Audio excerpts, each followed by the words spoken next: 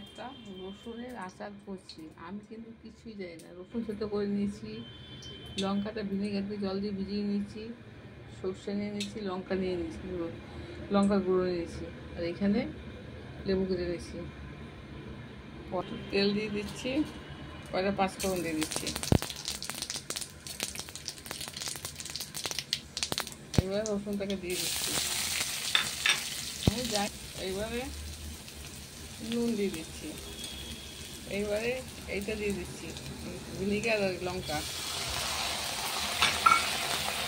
কেউ জানলে একটু বলে দেবেন, জানি না। এই দেখেন সর্ষে আর লঙ্কাটা গুলিয়ে নিয়েছি, এই ভিতরে একটু তেল দিয়ে দেবো, কাঁচা তেল। আমি জানি না ভাই, বলে দিলে ভালো। দেখুন রসুনটা সেদ্ধ হয়ে গেছে। এবারে সর্ষেটা আর সর্ষের তেল দিয়ে দিচ্ছি, পরে দেখাচ্ছি। এবার লেবু রস দিয়ে দিচ্ছি, পরে আবার দেখাচ্ছি। এই দেখুন আমার রসুনের আচার হয়ে গেছে। এই লেবুগুলো চিপে দিলাম লাস্টে, নামাবার আগে। দেখা যাক, এই দেখুন আর একটু লেবু রস দিয়ে দিচ্ছি লাস্টে। আমার রসুনের আচার কিরম লাগে দেখুন, দেখলে ভালো লাগলে লাইক শেয়ার